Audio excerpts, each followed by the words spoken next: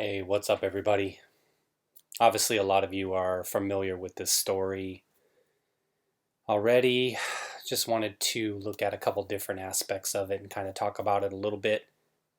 So this is one thing, kind of irrelevant, more of like a virtue signaling thing here. University of Minnesota limits ties to Minneapolis Police Department after death of George Floyd. I've got some videos to show after this, but I just wanted to show you this real quick, just a different aspect of the thing. There's riots going on, still going on right now.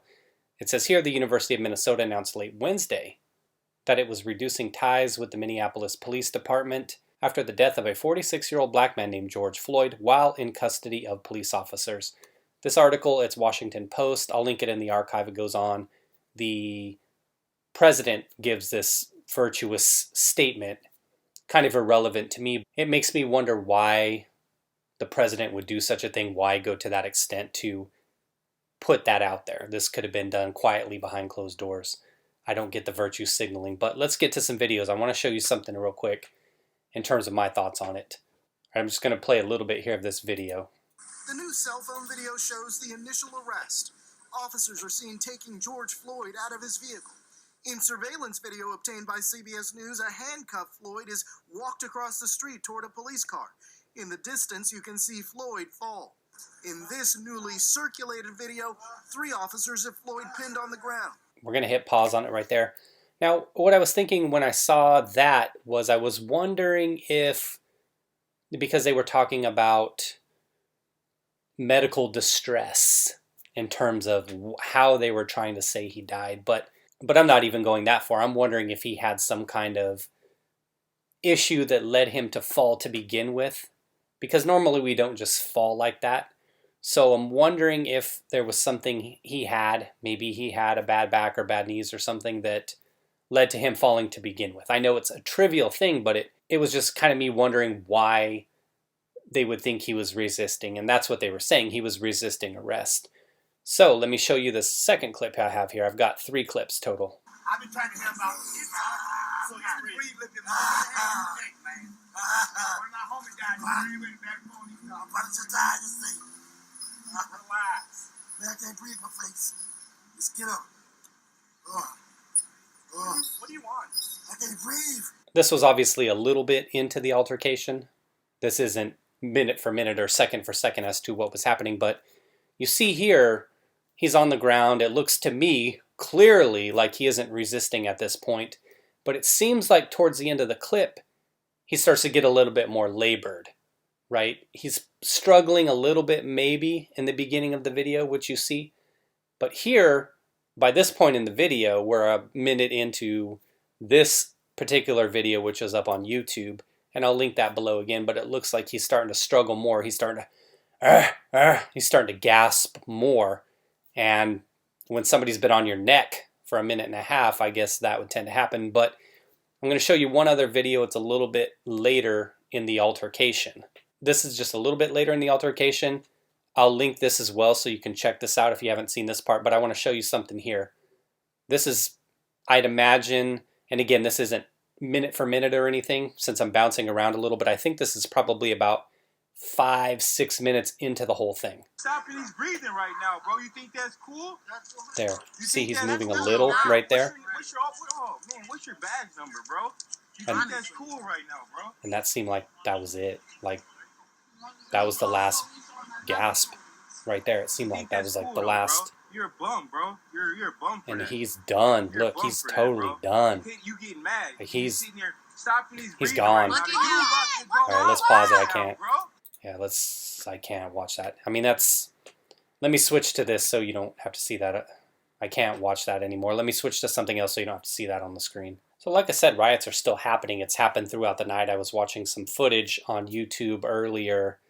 That's what I watch. I don't watch mainstream news. I watch actual YouTubers and other individuals on the internet on the other platforms like Butchute, Dailymotion, Library, stuff like that. People who put out legit coverage, and there was this one where the guy was streaming live. But there's a point where resisting arrest, sure, you have to, as an officer, when somebody's resisting, yeah, sure, you go ahead and detain them or go ahead and subdue the threat. But so there's a point in the video where after somebody's sitting on your neck for about 5 minutes that I think it gets to a point where I think you've kind of neutralized the threat. Now, I've heard individuals saying that that kind of thing is how the training is in Minnesota or within that particular police department. I've heard that that's how they're trained, that in other departments, though, that's not in the training, that the training is to put the knee on the shoulder.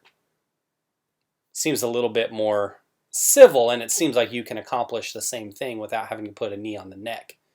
Now let me show you one other thing real quick. Now this is what I wanted to show you right here. Maybe I'll just leave a still shot, but I don't like sensationalizing my stuff. I'm sure that if you've seen any of my videos, you know that. Let me just play a little segment just to show you what I'm talking about here and kind of tie this all together. All right, watch right here. Watch on his face. This is the main thing for me. Even though the Floyd investigation is See that ongoing, look? All right, I know I kind of bounced around a little bit with that.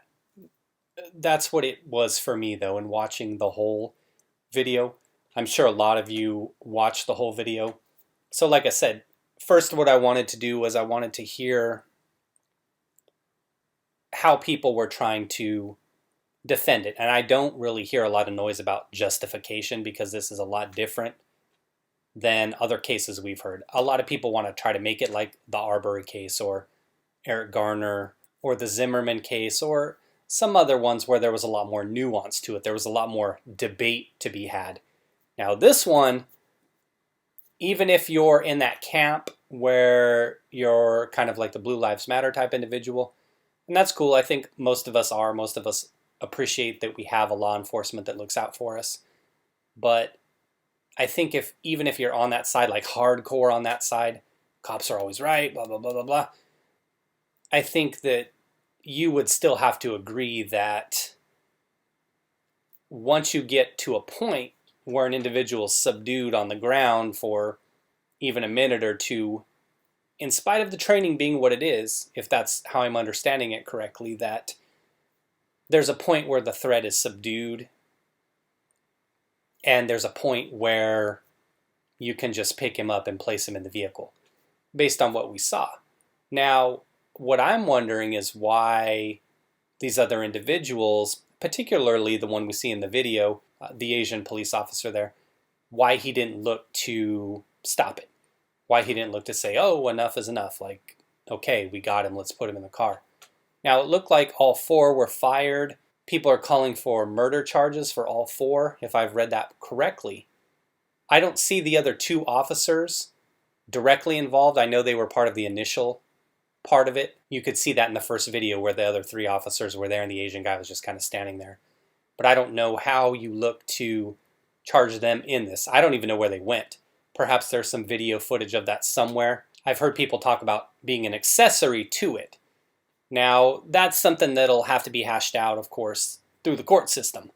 But getting back to it, I'm wondering if you're an individual who's always on the side of the police and all that, or you find yourself more often than not on the side of the police, would this video be enough to where you're like, okay, yeah, this one, I get it, right? I mean, because I don't like to often interject my opinions so much into things, but to me, this one seems clear cut that,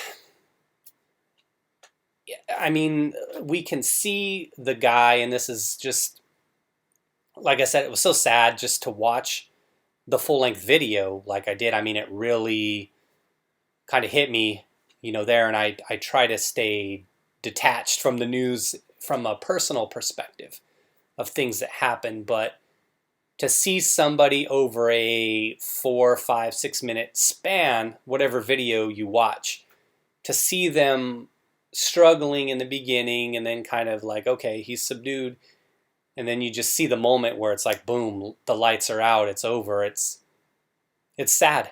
It saddens. I don't understand how you couldn't be choked up to see somebody's life slip away right before your eyes on video, right? We have situations where people get shot, people blow up, people die in movies. I'm talking about this instant death where you don't think about it too much. You don't think about that moment where the lights go out, and to see somebody's life just slip away slowly on video, I don't know how you could watch that video without getting a heavy heart. And I rarely go there. I rarely feel that way, especially if it's somebody I don't know. It's just not how I am wired. But this one really hit me, so that's why I wanted to talk about this story, even though I know 50 million other people have probably talked about it. As I said, if you're somebody who's down with the thin blue line and all of that stuff, and I'm that same way most of the time, but I just want to say that it's okay to not always be on the side of the police. It doesn't mean you're anti-police.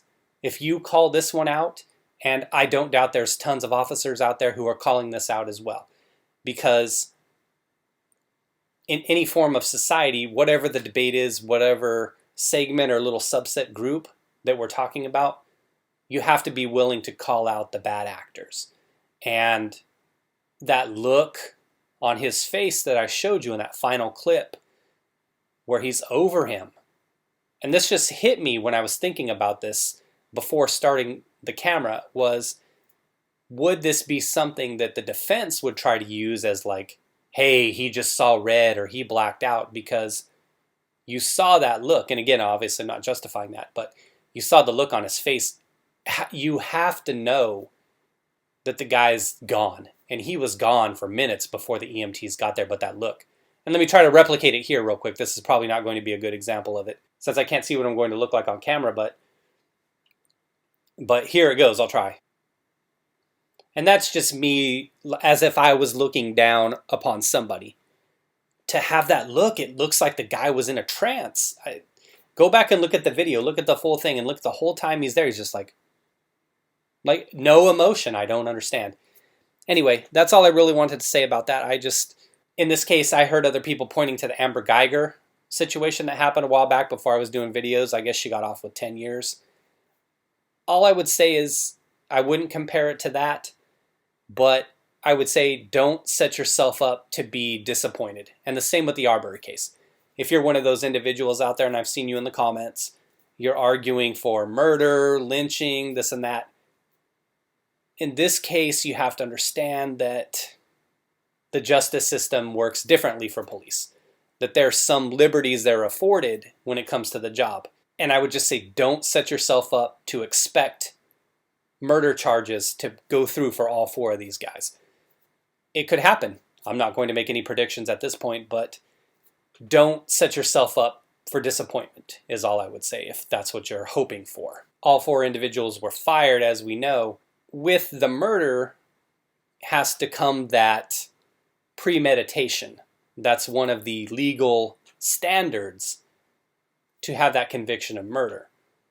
That'll obviously be the job of the prosecution to try to prove that to the jury and everything like that. Speaking of which, how are they going to find a non-biased jury, especially after the mayor came out and made his statement? And of course, Joe Biden never misses an opportunity to get on his knees to juggle some of those black nuts. But can you imagine how hard it is going to be for them to find a jury of individuals who don't have an opinion on this? And you would assume that the officers, whatever counsel they're able to get, they're going to try to get a venue change somewhere. I don't know where in Minnesota you're going to be able to go. Getting back to it, that standard to prove murder, that bar is so high. Plus, if you throw in the fact that they're law enforcement and only one individual was directly involved in the killing, how are they going to be able to try to charge all four? What are the charges going to be? We'll have to wait and see on that. But like I said, just don't set yourself up for disappointment is all I'm saying. Obviously, we all have our own idea of what justice is and what it looks like. Our justice, not justice, right? Our justice. If you can find some defense for the police in this, like I said, sure, the initial cuffing, getting them on the ground, whatever, after a minute or two, that's fine. But at some point, it changes. When does it change from restraint to something criminal? That's what individuals have to think about, and that's what the jury is going to have to think about. But if you can defend this, then I don't know what to tell you. There's probably nothing a cop could do that you wouldn't defend. And for all the good police out there, call it out. For all of you individuals out there with the thin blue line, like I said, call it out if you think that it needs to be called out, because it gives all the good cops a bad name. The few bad apples, right? Finally, I know I'm getting a little long-winded here, but in terms of the riots, we see it time and time again. All it ever does is hurt the community. All you're ever doing is burning down that hair salon, burning down that nail salon, burning down that mom and pop restaurant. That doesn't do any good for the community. If you're really about it, then you would take the fight to where it needs to be taken to. I'm not suggesting that, of course, but to go into your community and burn down businesses and loot businesses, it's an act of cowardice. It doesn't advance the cause, and it doesn't certainly harm anyone who you saw that might have brought harm to whatever subject it is. What did that person ever do to you that owns that business? So that's all I've got, everybody. Pretty somber. Definitely, man. It really saddened me to see the video in its full entirety. But thanks for watching, everybody. Take care. Be well.